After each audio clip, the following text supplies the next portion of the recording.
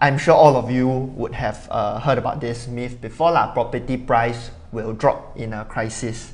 Okay, so it will, right? And it always has. You see a drop of 42% in 1991, right? You see it drop 21% because of SARS, and you see it drop 26% because of the global financial crisis. But every time the property goes through swings like that, huge ups and downs like that, people get hurt, right? Which is why we always will hear stories of, like, you know, somebody's uncle, somebody's friend go bankrupt because they over leverage on properties, right? So, but what's happening today, right? Fast forward to today, what has COVID-19 done to the market? We have seen a 1% drop in Q1 last year, right? But a very, very strong comeback right after. So much of what, so much so that, right, we are sitting here waiting for the next cooling measures because it came up so much, 6.5% over the last 4 quarters. And speaking of cooling measures, right, do check out our video on cooling measures that we have done, right? We are not going to be talking too much about cooling measures today because that's not really the topic, right? So,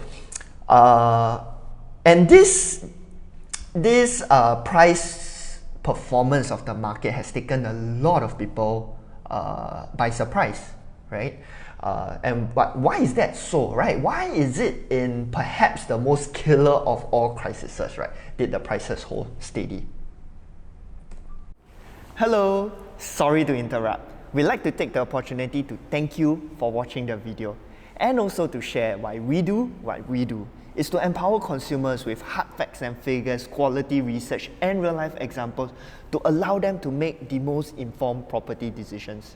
So if you found our videos useful, the only thing we ask for is for you to smash that like and subscribe button so that the YouTube algorithm can push out our videos to more consumers.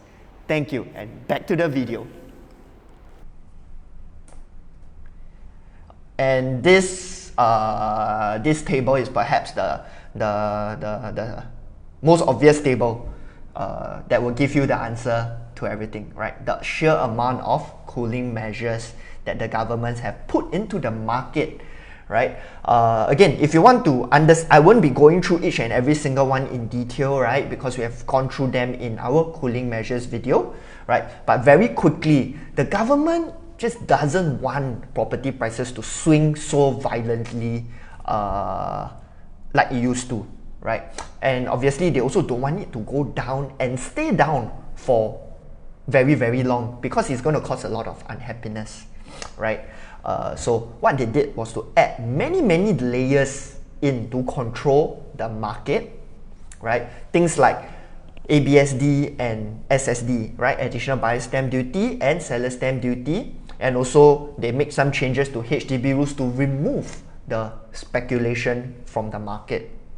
They also instituted rules like TDSR, total debt servicing ratio, MSR, mortgage servicing ratio, and loan to value rules, right, to reduce the amount of leverage that people are taking and encourage people to pay down more of their properties, right? Like for example today, by buying a private property or even just taking a bank loan for your property, you are paying down a quarter of the property already versus last time, right, where loans can go up to 90%, right? You only have to pay down 10% of your property to buy a property, right?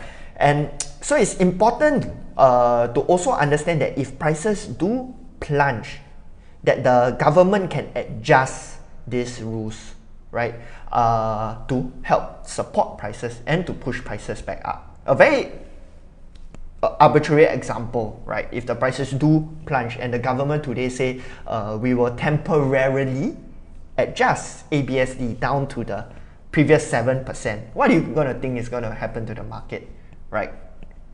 Just go and think about it lah.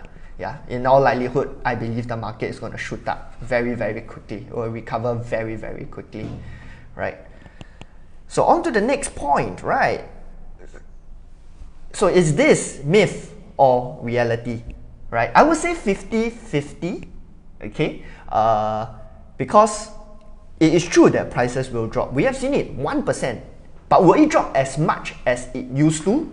No, right? Because of all the cooling measures that we have mentioned, and also because the government's reaction to crises is very, very different from the past, right? Things like mortgage holiday, right? Remember last year the government came out to say that, you know, you don't have to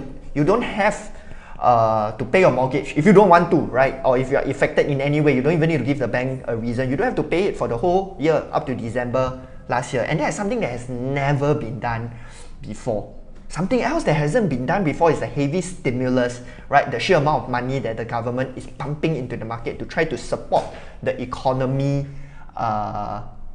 during this crisis, right?